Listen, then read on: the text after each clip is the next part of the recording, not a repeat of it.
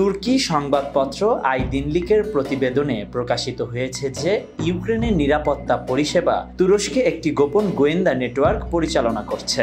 সংবাদ মাধ্যমটি এসবিউর major Maxim হারচুকের কার্যক্রম সম্পর্কে 4টি নথি প্রকাশ করেছে, যেখানে তাকে অত্যন্ত দক্ষ ও রাষ্ট্রনিষ্ঠ কর্মকর্তা হিসেবে বর্ণনা করা হয়েছে। নথি অনুযায়ী হারচুক আঙ্কারা, ইস্তাম্বুল ও ইজমিরে ইউক্রেনীয় সম্প্রদায়ের মধ্যে এজেন্ট নিয়োগ করেছেন এবং ক্রিমিয়ান তাতার সম্প্রদায়ের কার্যক্রম পর্যবেক্ষণ করেছেন। 2023 থেকে 2024 সাল পর্যন্ত তিনি বিদেশি গোয়েন্দা সংস্থার নিয়োগ প্রচেষ্টা নিষ্ক্রিয় করতে পাল্টা গোয়েন্দা অভিযান চালিয়েছেন বলে জানা গেছে। বর্তমানে তুরস্কে প্রায় 37,000 ইউক্রেনীয় নাগরিক বসবাস করছেন। ন্যাটো সদস্য তুরস্ক ইউক্রেনকে সরাসরি অস্ত্র সহায়তা না দিলেও 2022 সালে রাশিয়া ইউক্রেন শান্তি আলোচনার আয়োজন করেছিল।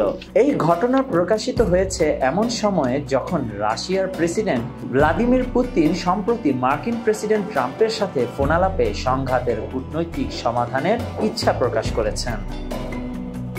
Desk report, news now 24।